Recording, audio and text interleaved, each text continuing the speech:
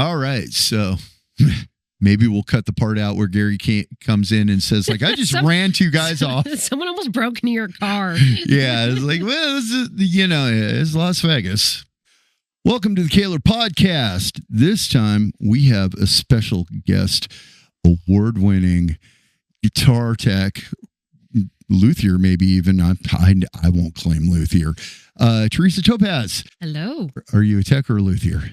It's an interesting question. Luthier is kind of a misused term. I couldn't agree more. So a little abused, to put it more politely. But I don't build. But I do restore instruments. So I'm kind of like a blend between the two, but I would not call myself a full-on luthier. I have that conversation all the time with Gary. He's like, this is our luthier. And I'm like, don't call me that. They're going to expect too much. All I can say is welcome to the Kahler cast here. Well, thank you very much for having me. We really appreciate you being here. You know, I know a lot about hardware, but I know very little about wood. And you're supposed to know something about that. You got a lot of wood in this room. No, I know enough to get an expert on things that I don't know. Really? Yeah. The battle cry of your typical moron is, I'm smart, I can figure this out. Eventually. So you just won an award. Another one, yeah. Another one? Yeah. How many awards do you have? For the shop, 2 now. 2? Sweet. How many other awards do you have? Well, as a musician. Yeah, as a musician. My last single won Best Song of the Year from an Independent Music Award Nice. when it was released in 2020. And then also I was added to their legacy wall last year. So I've got 2 awards as a musician and 2 awards as a tech in my shop. Nice. Congratulations. Yeah. That's Thank you. great. How would you classify your music? The worst question to ask any musician. What kind of music do you play? I would say a blanket term is I'm a rock musician, but I've got some hints of Southern rock Oh, flavored in. nice. So it's all the Allman Brothers and Creedence that kind of took over me growing up in the 90s. So there's a bit of a Southern flair, but it's just, to me, it's just good old rock and roll. Hey, I'm going to leave you guys go at it here, and I'm going to go back to what I do, but I just want to welcome you to the podcast. Thank you so much for having me. You bet. You bet. Moving here, I experienced like the just absolute lack of humidity, but more importantly, all my guitars did, and all my acoustic guitars. And I saw that first crack in the top, and I just wanted to cry. Mm-hmm. And then I met you through Joe Glazer. Mm-hmm. The day that he was here, that was the one thing. He was like, okay, this is great. This is great. Yeah, I'm happy to hang out, but I have to get over to this woman's house.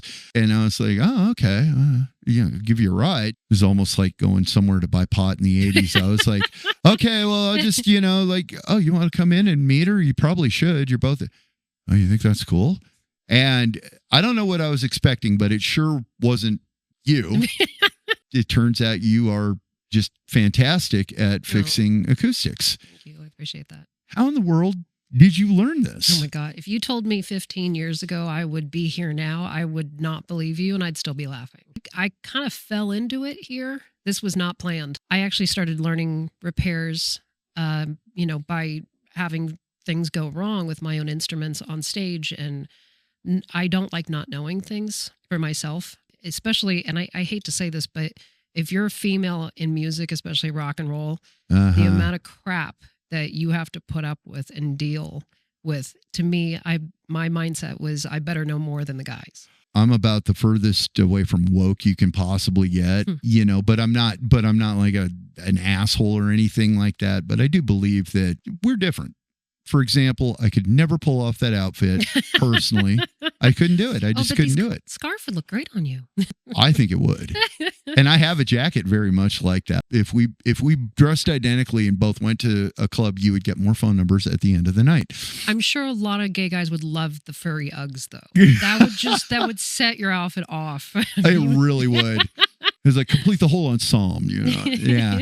When it comes to just being really, really dedicated and focused, I don't think it makes a damn bit of difference if you're man or woman. I think it comes down to the person, your integrity and your respect for the craft that you do. And I know this is a very strange industry. Yeah. And when I had the situation go wrong when I was on stage. I had 45 seconds of dead silence. Something went wrong with my guitar. And I'm a vocalist and lead guitar player. Right. And I said to myself, I am never going to be put in this position ever again where I don't know how to fix something myself. And so I started tinkering, started learning, and then I started getting really good with it. And my last store was Bananas at Large in the Bay Area in Marin.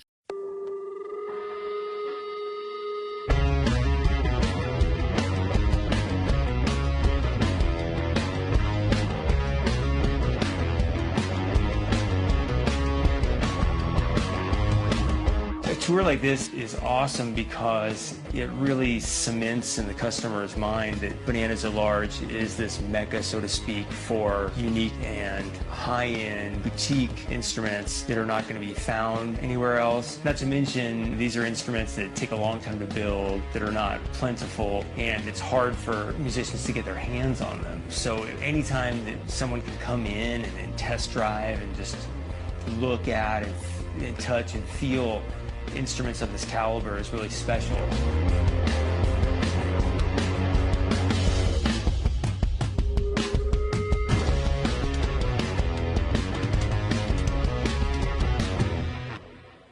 And the luthier tech stopped working out of that store, and I was working retail at that point, which I hated.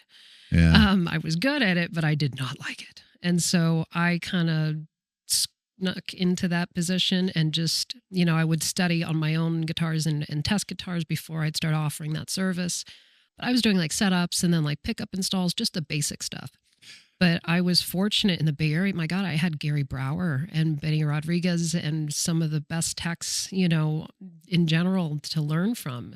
Larry Council and Larry Craig up there. So it's kind of like a little family, Yeah.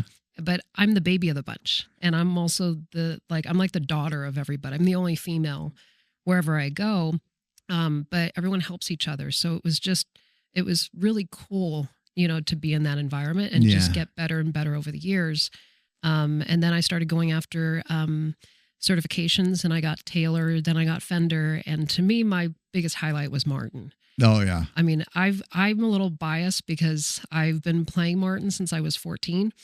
And to me, they're my favorite acoustic on the planet. Nothing sounds like a Martin. And they just, to me, they're the Ferrari, of mainstream manufacturing. Yeah. And so that was big for me when I got Martin. But, back in Bananas, when I was during those days, I would sit at like 30 to 40 check-ins. That was pretty normal, right? But it was all small stuff. So like that was easy. And I would sometimes get, like, hey, my guitar fell off a stage, but not structural damage, not humidity related damage. Like we sit at 50% humidity in Marin because we're on the water.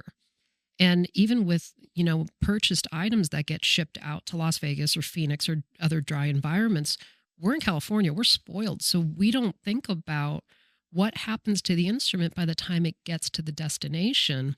So when I moved here, it was just shell shocking.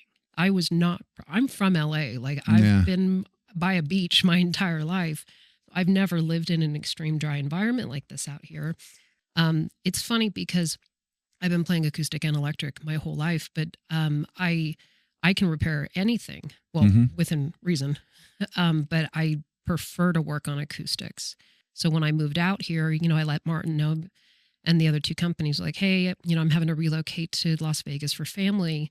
And Martin was like, great, because we don't even have anyone for the whole state. I'm like, what? Wow. How is that possible? Right. So, and they should be, but they're really finicky with who they have represent them. But, so when I moved out here, I just kind of fell into becoming like the acoustic shop that specializes in structural damage and restorations. But I did it by accident because my own instruments went through shock when I moved here. Yeah. All of my guitars have lived in California the entire time I've owned them. And I've never seen so many fret issues in my life. And it's like within a few weeks of being here, my Breedlove 12-string has created cracks along parallel sides of the bridge. All of my frets started coming up.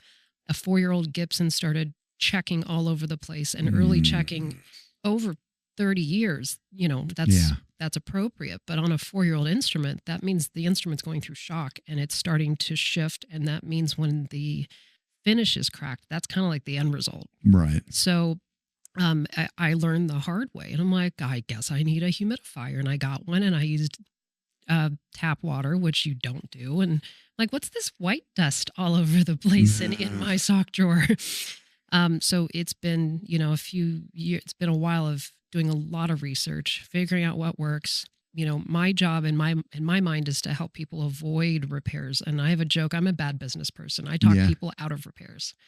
But, to me, guitars are art with strings. Yes. And they're meant to be respected. They're your other half in the music industry. Yeah. And so we put a lot of money into the instruments. And so there's just a lot more home care that we have to focus on, being residents of Las Vegas versus being back in Seattle or LA, where we don't have to worry about that kind of stuff. So I have two questions for you on this one. The first one, super short answer. Next one, you'll probably laugh.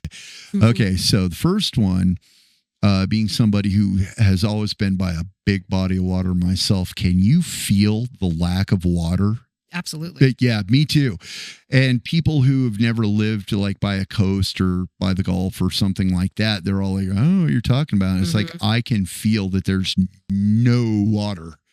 Like anywhere, like even remotely close. And Lake Mead's right. Lake Mead does not That doesn't count. It does not count. It's not a beach. Yeah.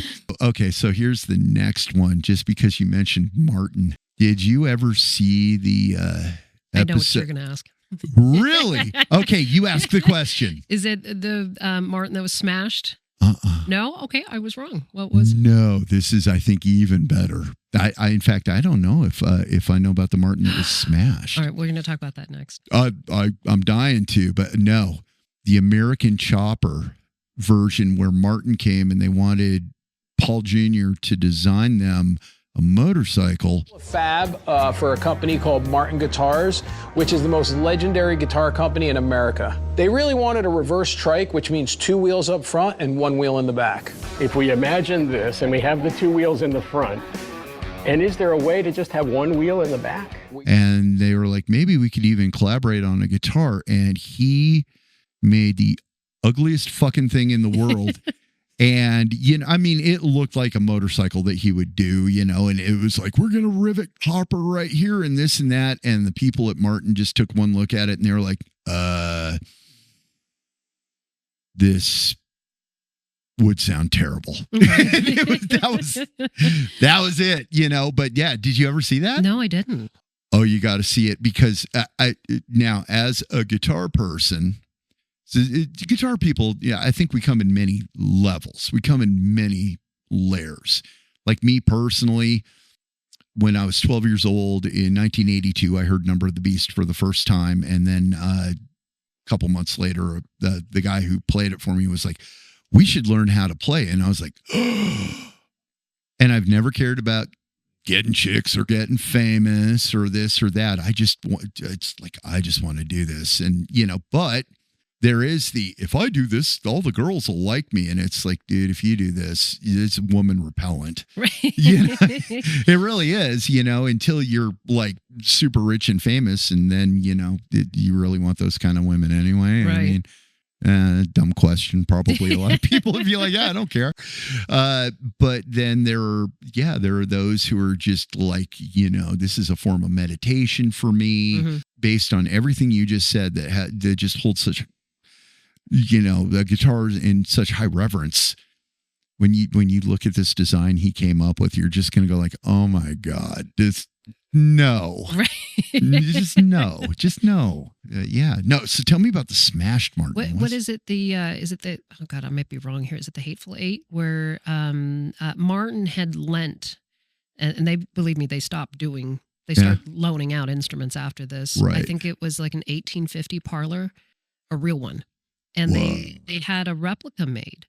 And so there's a scene where, the fake was supposed to be the guitar that was smashed on the wall. Oh, my God. And he didn't realize it was the real one. Give me that guitar.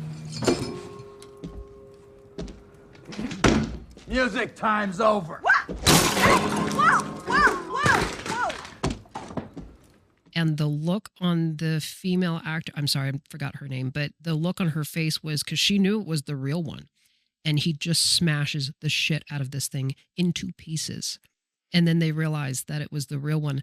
Martin actually reached out asking, do you have the pieces? Because we could probably put it back together. It looked like straw laying down on the floor. There's no way that you'd be able to put it back together. So they framed it, and they brought it to NAMM last year in the booth. Good Lord. So that specific moment is the sole reason of why Martin will not lend out museum pieces anymore. I've never seen that movie. Okay, so that's why I did not know. Right. You know, that reminds me of, so we were talking about Steve Vai earlier. You know, we got like a pretty good appreciation for just what a sweetheart of a guy that dude is.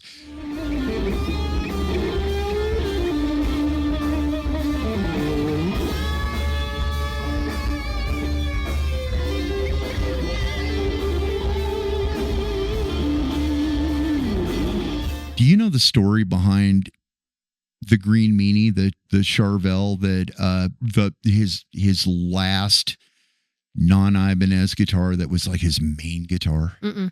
He went to Grover Jackson and said, "I'm going to go out on tour with Alcatraz. I need to borrow some guitars. You know, would that be cool?" And Grover was like, "Yeah, sure." And one of them was Grover's personal Charvel. I think it was Sunburst with Floyd, and you know, Grover Jackson's personal Charvel. You know, the guy who bought Charvel from Wayne Charvel. And Steve takes it out and he does what Steve Vai does. He, you know, this would be better if I took a hammer and a screwdriver and just kind of took away the things, and you know, a bandsaw to hack away right here, so I could like get my giant hands up to the highest notes and this and that. And then, of course, we got to spray paint it Dayglow green. Right. You know, I mean, just obviously. And so then, you know, it's like, hey, Steve, hey, Grover, what's going on? Oh, not too much. How's the tour? Tour was good. Okay. Hey, so, they've really been missing my guitar. Can you bring it back? Oh, you want it back? Oh. So he brought it to him, and Grover just took one look at it and went, just keep it. Well, you got to customize it and make it your own. Right. Yeah. But I've heard both Grover and Steve Vai tell that story, and it's just, it's hilarious. And you can see at the same time, it's like, well, lots of time has passed now. So, you know, but really like that guitar, Steve. There's the player's approach to instruments, and then there's the collector's approach to instruments. Yes. During my banana days, sometimes I have to explain what that is because it's a very unusual name for a music store. But the original luthier for bananas, that store has been around since the late 60s. Yeah. Quan, he is the inventor of the badass bass bridge. I know who Leo Quan is. So he did very well for himself, right? Yeah. So he passed away, I want to say 2018, 19. You know, I ran my shop through the store and whatnot. And so I get a message that I am needed. And so I come to the store, and we inherited his collection of his consignments for instruments to be consigned through the store. Whoa. It was 190 guitars. Yeah. And it took over half the store. It was insane. It smelled like grandma's attic in that store for months because of all the cases. But the history, the guitars were amazing. And I would probably say like at least 50-60% of it were just jaw-dropping. Like we had the history of Martin. We had going back to the case coffins. And I had to do a bridge reset on an 1890 Parlor. That was terrifying.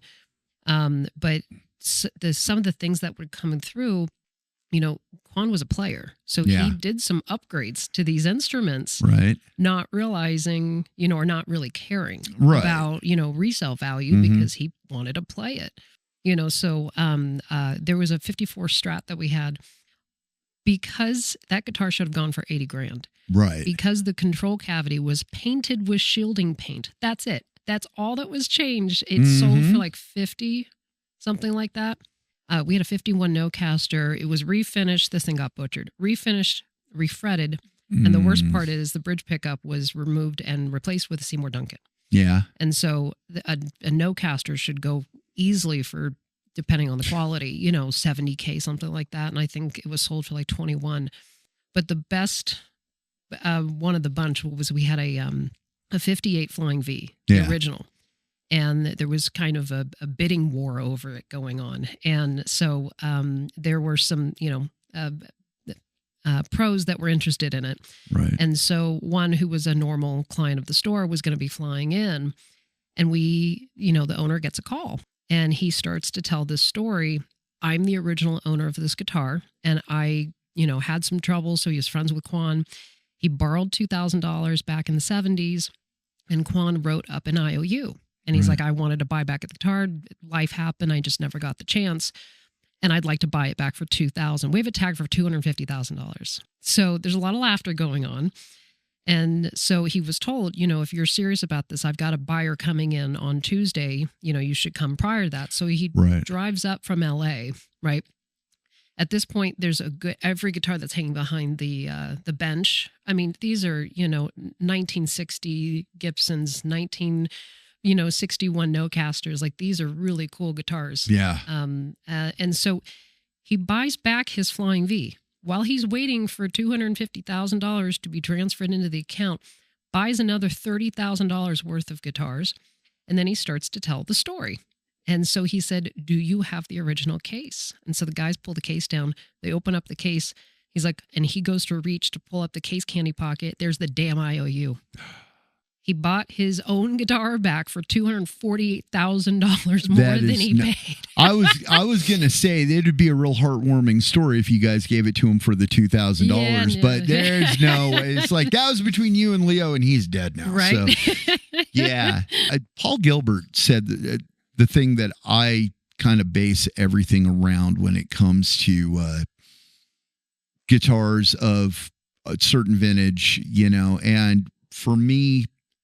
Personally, the era that I like the best is the era I was a kid. I like the 80s guitars the best. You know, to me, that's the golden age of guitar. Funny enough, the golden age of bass for me is the 90s. The 90s is where like Tobias and Padula and all these people, they started really, really knocking it out of the park. But yeah, Paul Gilbert said something that I was like, oh my God, that's, yeah, genius. I'm adapting this as my own. If I find something that's a survivor and it's like still original, that will be honored and respected. But if it's been monkeyed with, all bets are off. Yeah. Yeah, I got so many things in here, and yeah, it's like, how many did you say? 190? 190. Yeah, see, right now I personally am at about 130, so I might have that Leo Quan problem. You're getting up there. You've got gas. Yeah, I do. I have the gear acquisition syndrome for sure. In fact, this whole time I've been sitting here trying to like bite my tongue and stop from going. For those that don't know, the Nocaster originally was called the Broadcaster, but then, you know, yeah. But when you guitar nerd out, yeah, especially it seems like you and I are probably both pretty hardcore guitar nerds. I'm a nerd. I am definitely a nerd. Yeah. I honestly, I have a different approach with my own personal collection. Right. I just, you know, I stick to what works. Sure. I don't have closets of guitars. The other reason is everything I want has 5, you know, zeros in the price tag. So that's a little challenging. That's an issue. So I've been playing Les Pauls. And I will die with my guitar. Sure. Her name is Rose. Okay. But I'm a Les Paul girl. I remember the first time I heard Jimmy Page when I was a child. And not only was I addicted to his playing style, but his tone. So I'm like, whatever that is, that's what I need to learn and figure out and go get. Right. So it was specifically Les Pauls. Fast forward a couple of years ago at NAMM, I was in the PRS booth, and no one does finishes like PRS. No, they're just amazing, jaw-dropping. And one of my buddies is, a rep for them, and I've known him for many, many years. He's like, well, what is it going to take for me to be able to get you to start playing PRSs on stage? He's like, if you had to pick one in this room, which one would you pick? And so I look around and I'm like, that one. And I point to it. He's like, of course you want that one. Oh, single cut McCarty? Right. And it had that beautiful, like the Charlie burst. Yeah. And he's like, of course you want that one. I'm like, why do you say that? He's like, because it's $25,000. I'm like, what? You can blame that on my mother. I'm sorry. I've got expensive taste. There you go. You know, when you know what you like, it just works. So, I mean, predominantly I play that Les Paul. I have, you know, a few others that are in different tunings. I always start every song on my Martin. Yeah. And I have a 12 string. I mean, I have a good number, but, you know, 90% of the time I'm going to pick up Rose. So, with your Les Paul being really influenced by Jimmy Page, 2 questions. Can you guess what either one of those questions might be? What are the mods? Well, actually, I was going to ask more specifically, do you leave the neck pickup covered and uncover the bridge pickup like he did? You know, to me, no, I like the look of them. You like covered. the symmetry. Yeah. Okay. So it's tone. Specifically, I personally don't like the look of uncovered buckers, but I'm still a chick. And right. So I have to like things look pretty and whatnot. But no, so mine are covered, unlike his. Okay. Well, I can dig that. You know, I actually was a lot like you. Opposite though. I like them. I like the look of them uncovered. Yeah. But you know, because I'm a guy. But then you know, one day I was sitting there, and you know, I found for me what used to be like just the absolute kiss of death, but now I get so excited when I see something that I'm just completely repulsed by, because every time I don't like something, I'll sit there and look at it, it's stupid. And then eventually I just got to pick it up to mock it because it's so, and then the next thing you know, it's like, I love this. It's your favorite, right? You know? And so I was like, how big of a difference could a covered, covered really be? Oh, quite a difference. There's a difference. Quite a difference. And I really like the cover on the neck because, and this is very scientific. I don't want to talk above your girl brain here, but that was a joke. I know it was. Okay. No, it's very, very technical. I think when you uncover the bridge but leave the neck covered, try to keep up. It makes the neck more necky and the bridge more bridgy. I know what you mean. Yeah. Yeah. And okay, so the next thing, the Jimmy Page wiring, where you got 4 push pulls. You got it?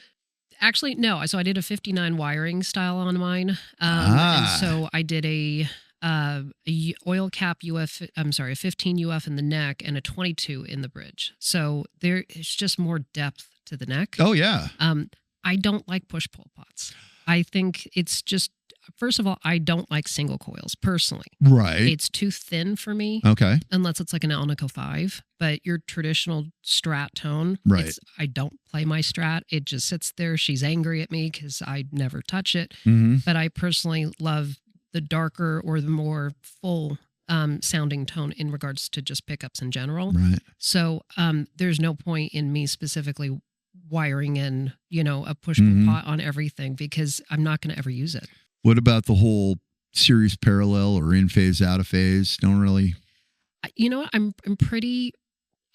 What's the term I want to use? To me, it's a lot of bells and whistles. Okay. I'd rather have the difference in tone come and start from my hands. A lot of players they turn it up to 11. Oh, yeah. They make the mods and differences between their guitar and the amp. My approach is a little different. So I'd like to challenge myself to be able to get those tones, you know, between the volume tone knobs and my right hand. And so I remember seeing a video of Page when I was really young. Right. And he, in the same breath, literally made his guitar sound like an acoustic and just with some mods to the tone, and his hand went to full blown, you know, high gain electric. Yeah. And that stuck with me.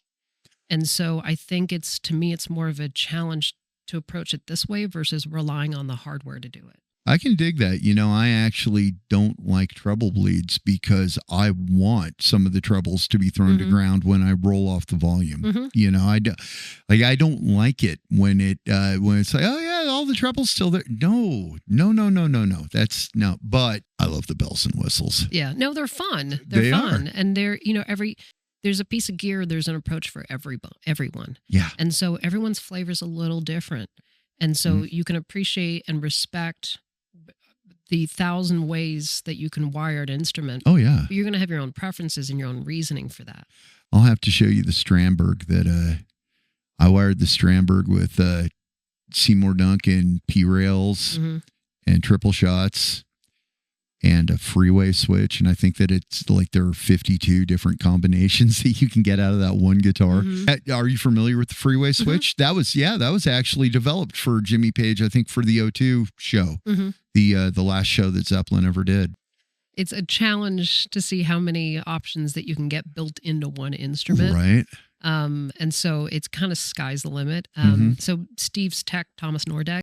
One of the times that I met Steve, I actually walked up to Thomas and I nerded out on him, and he was kind of like, "You know who I am?" And I was like, "Steve won't go on tour without you, man.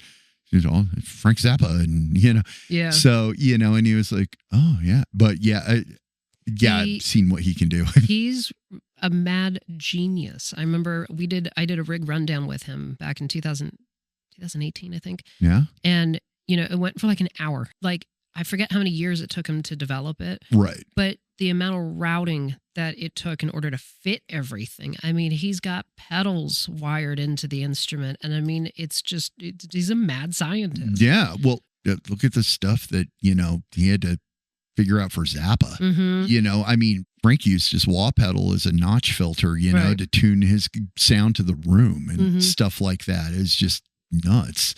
The way I look at all the bells and whistles and everything is like, you don't have to use them all, but you can just like surgically get to exactly what you want. My goal is to learn something new every day, and you will never, ever know everything. No. It's impossible. And so to me, the more I know, the better suited I can approach, the studio when I'm there, or, options for my own instruments or for clients or whatnot. Sure. But it's important to know a ton of information so that way you can make a better judgment of what's best for you and for your instrument.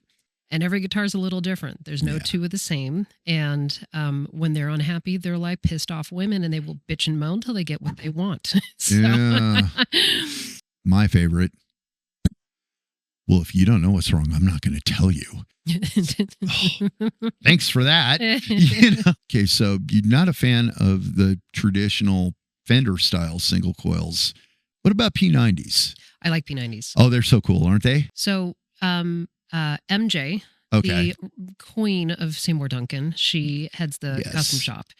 And I remember the first time I met her, I drove up and I wanted to meet her and Boomer, my buddy from Seymour, who recently has retired from them, but I'm very proud of him because now he gets to play music morning, noon, and night. He introduced me to MJ, and I'm sitting down, and she is the sweetest thing on the planet. She's feeding me tamales. She's like, "Brad Paisley loves my tamales. He comes just for them." And so, she's like, "What's your tone?" I'm like, Jimmy Page, #1, 59 Les Paul, period. That's it. And so she gets the look on her face. She's like, "Ooh." And so she goes and starts trying to look through things, and her sweet dog, Pogo, I'm playing with him. Yeah. So she comes over, she's like, "I don't have what I want, but this is a good runner up." Okay. So she hands me the custom shop Amos set. So it's out of Bonamassa's 58 Flying V. He brought it in, they analyzed the pickups, and they did a mock of them. Now these are they're much darker than 59, but I'm addicted to these pickups. So they're in another Gibson. I usually play NAMM every year. I did up until COVID, and I need to get back to it. But I saw her, and I came and give her a hug. She's like, "I'm going to make you a set of humbuckers." I'm like, "What's that?" She's like, "Exactly what you need with your tone." And I'm like, and so, a couple months goes by, and I see a package that's been delivered, and I open it up. She made me a set of humbuckers, which is her version of a 59 PAF. Okay. Not only did she make these for me, she engraved my name into them. So the neck says Teresa, and the bridge says Topaz. When I wired them in, I hit one chord, and I literally started crying. I'm like, that is the tone I've been after since I was a little girl. That is so awesome. And it was like this, just tears of joy. And I couldn't thank her enough. I've never had anybody do something to that level.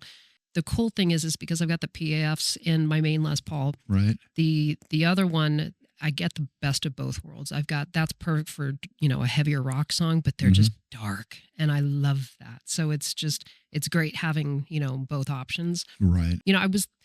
looking at options to be able to upgrade my Strat to make it something that's a little bit more playable for me. Mm-hmm. And the problem is you cannot mimic the sound of a Les Paul because of your wood choices and also the weight. And plus my scale length, right? Also, Rose is almost 11 pounds. Yeah. Right? My Strat's like what, 6.5, 6.8?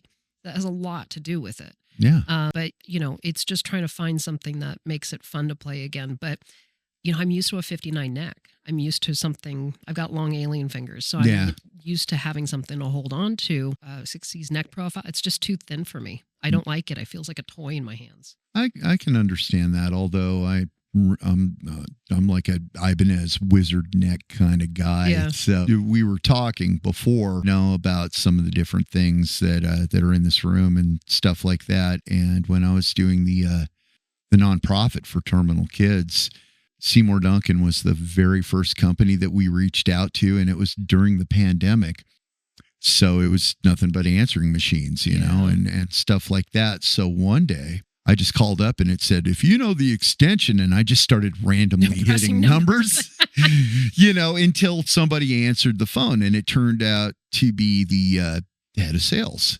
So I told him what we had going on, and he was like, well, I can honestly say I've never heard of you. And I was like, I'd be amazed if you did, brand new and absolutely nowhere, Louisiana, never done nothing. And the guy said, well, I tell you what, can you send me a sample of your work? And we could set you up with like an account, but maybe we could do better. Send them a guitar. I don't know. What do they want? And then that was when I met the father of the first kid, and I was like, I got the first. Oh, I know exactly what I want to do.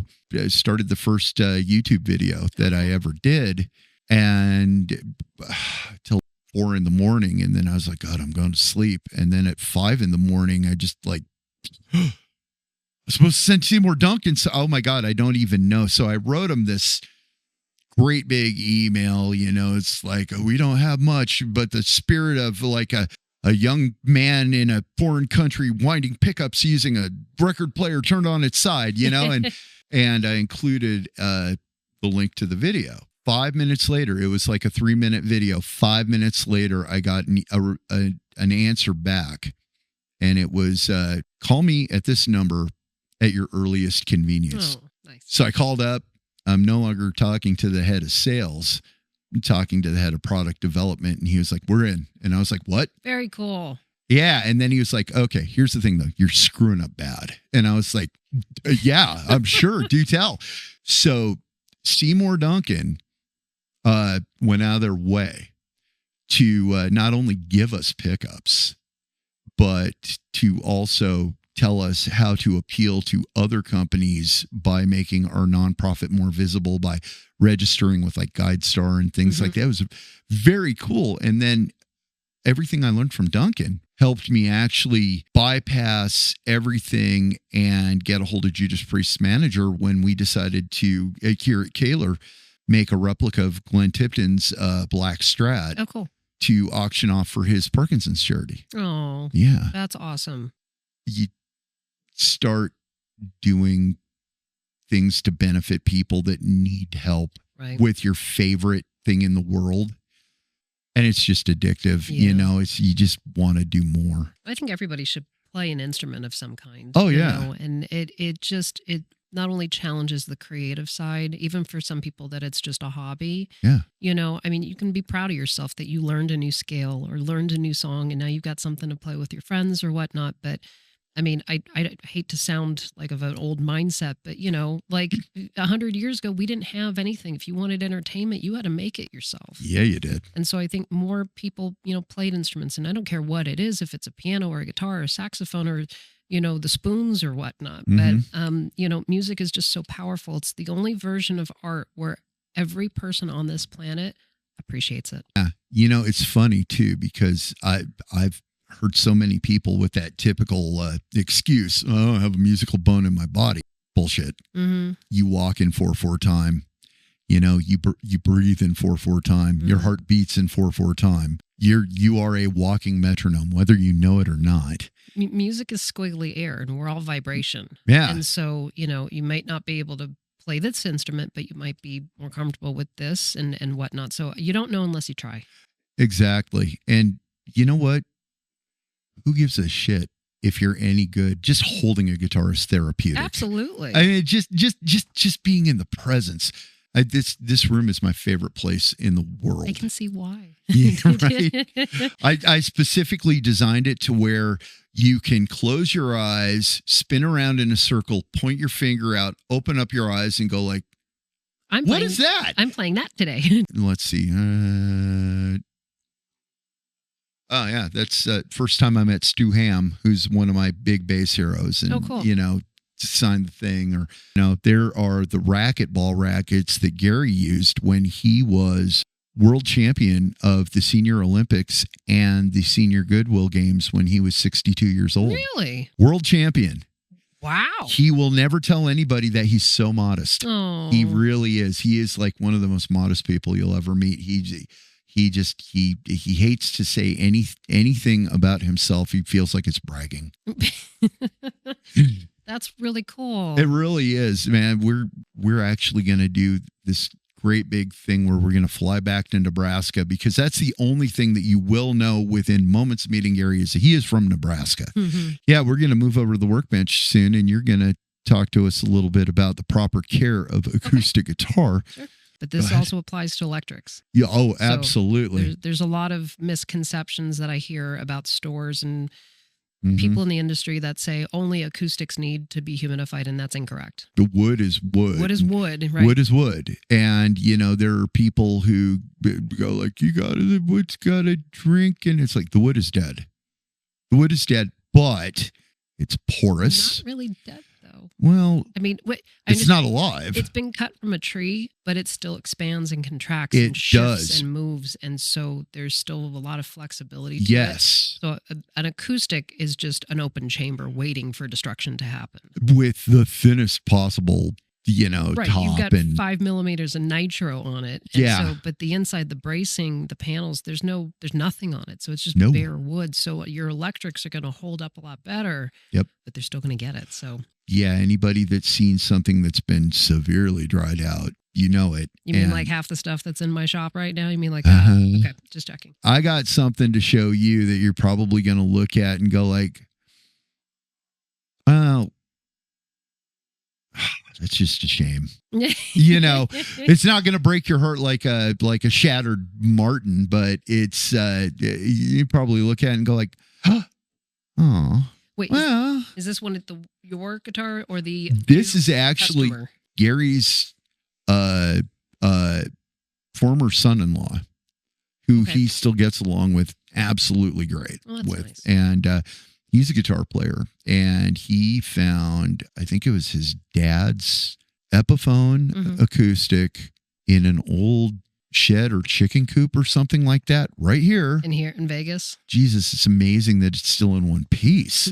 They didn't just splinter itself apart, Mhm. like I definitely is in need of some help for sure. See, the weather out here is literally why my shop has gotten completely out of control.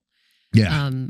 And so and restorations take a while. And so, some will approach it by just slabbing glue in it. Yeah. Maybe putting a cleat if they are trained to do so, and then just calling it a day. And to me, that's not the way to restore an instrument. I mean, wood, it's like when you have back surgery, right? Mhm. Your skin has to heal, which it will do if you give it enough time. And so if you treat, a split soundboard or, Right. a crack side panel or whatnot with the same approach, those grains will pull back together and start to heal again.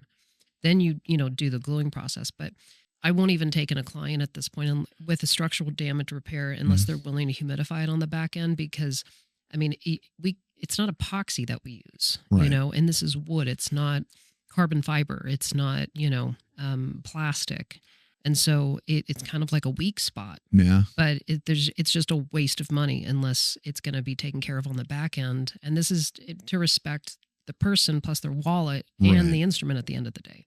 Now, I didn't notice one, but do you have the glue pot and the hide glue and all that stuff? Yeah, I figured you would. Yeah. that, and getting back to, I take no advice from no girl. I got to tell you, from my old career as a commercial diver, we did not have a lot of women out there, as you could imagine.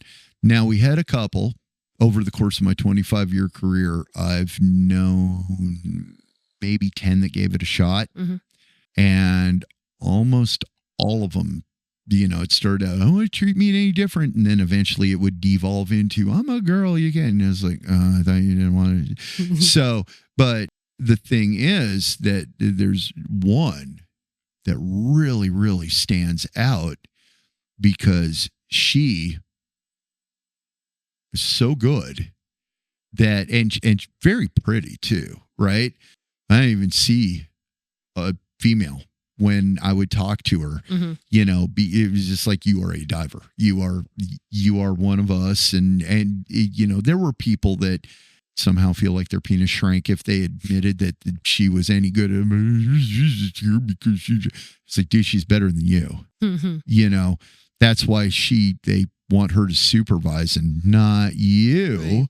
When I was on my way over to your house with Joe, all I knew was that Joe Glazer held you in high regard. Oh. And that was enough for me.